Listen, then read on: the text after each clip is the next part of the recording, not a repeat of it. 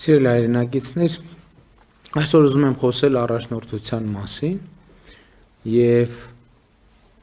վերջերս բոլորովին չսպասված տեղում հանդիպեցի այդ երևույթը բնորոշող մի չափազանց դիպուկ օրինակի, չնայած այդ օրինակը կամ համատեքստը բացարձակապես առաջնորդության մասին չէր, այլ ավիավթարի մասին էր։ Մի ֆիլմ էի դիտում National Geographic հեռուստաընկերության ավիավթարների հետաքննություն խորագրի ներքո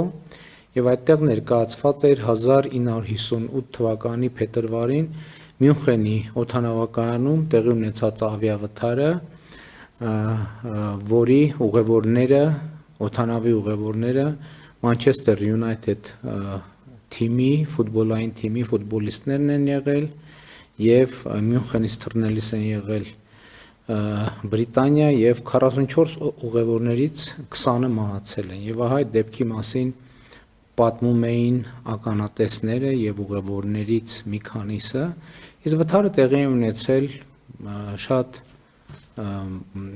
տարօրինակ հանգամանքներում։ Օդանավը առաջին անգամ թռիչքողու վրա արագություն է հավաքել և չի կարողացել օդ բարձրանալ և հետ է շրջվել և երկրորդ անգամ է փորձել օդ բարձրանալ և կրկին չի կարողացել օդ բարձրանալ, ահա այդ երկրորդ անհաջող փորձից հետո ուղևորներին իջեցրել են օդանավից և մոտավորապես 1.5-2 ժամ անց հետո կրկին հայտարարել, որ ինչ-որ տեխնիկական խնդիր է եղել և այդ տեխնիկական խնդիրը լուծված է։ Եվ երրորդ փորձի ժամանակ բարձրացել է և գահավիժել և արդեն ասացի, որ 44 ուղևորներից 20-ը մահացել էին։ Ֆիլմը ընդհանրապես առաջնորդության մասին չէ, բայց ինձ ցնցեց մի դրվագ։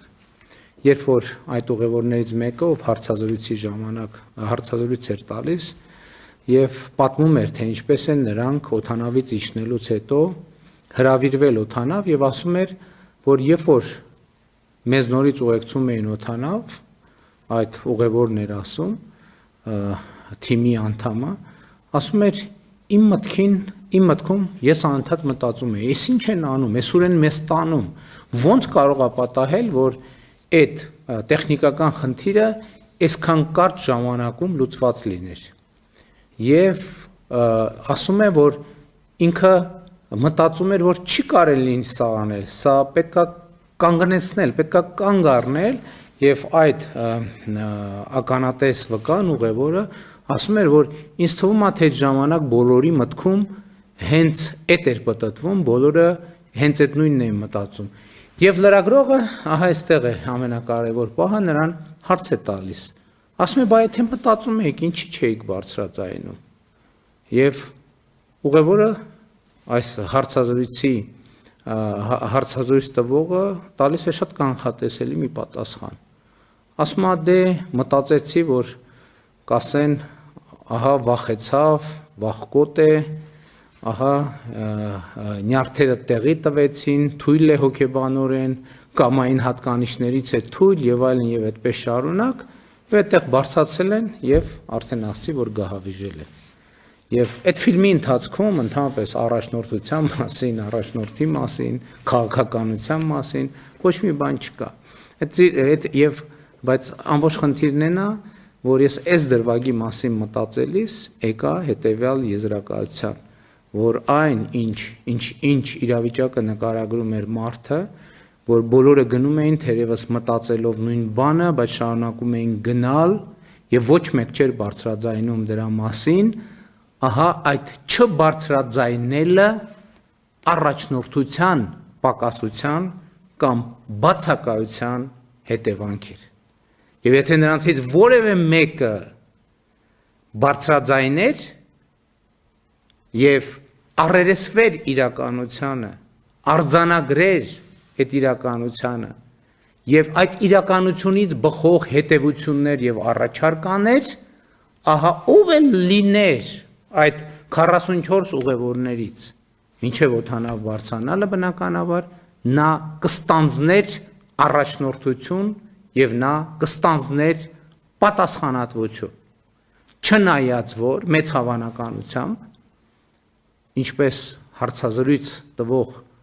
ուղևորը ասում էր, մեծ հավանականությամբ շատերի առաջին ռեակցիան 44 ուղևորներից, արդեն 43 ուղևորներից շատերի առաջին ռեակցիան կլիներ նա, որ ահա այս բարձրաձայնողը վախկոտ է, կամային հատկանիշներ չունի, ներվերից կամ ընդհանրապես թույլ է եւ այլն եւ այսպես շարունակ։ Եվ այդ ֆիլմից հետո շարունակելով դիտումից հետո շարունակելով իմ մտածումները այդ իրավիճակի եւ առաջնորդության մասին եւ ես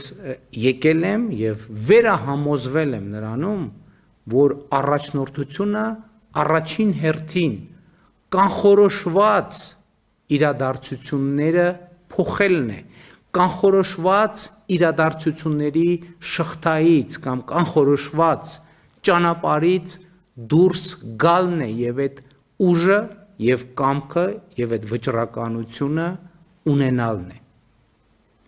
Իհարկե համոզված եմ շատերդ կռահում եք, թե ինչ նկատի ունեմ։ Ես նկատի ունեմ, որ մենք, այո, 2018, 19, 20, 21, 22, 23, 24 թվականներին ցուցաբերել ենք մեր ժողովրդին, մեր ժողովրդի կողմից մեզ պատվիրակված առաջնորդական պարտականությունները եւ կանխորոշված աղետաբեր ճանապարհից դուրս ենք բերել մեր երկիրը, նախ կանգ ենք առել եւ դուրս ենք բերել մեր երկիրը, ներառյալ Ղարաբաղյան շարժումը չշարունակելու վճռական որոշմամբ եւ կամքով եւ մեր երկիրը հասցրել ենք խաղաղ հանգրվանի։ Նաեւ այս է պատճառը, որ մենք ասում ենք, որ ահա հիմա ժողովրդի արձագանքի ամենաճիշտ եւ ամենապատեհ պահն է հասունանում, որովհետեւ ժողովուրդը պետք է տեր կանգնի խաղաղությանը եւ նախորդած առաջնորդությանը պետք է հաջորդի ժողովրդի առաջնորդությունը, որը պիտի առաջնորդությունը վերապատվիրակի այն թիմին, այն կառավարող մեծամասնությանը, որը վճռական պահին կարողացել է ստանձնել առաջնորդությունը եւ գործել կանխորոշված տրամաբանությունից դուրս եւ երկիրը կարողացել է հասցնել խաղաղ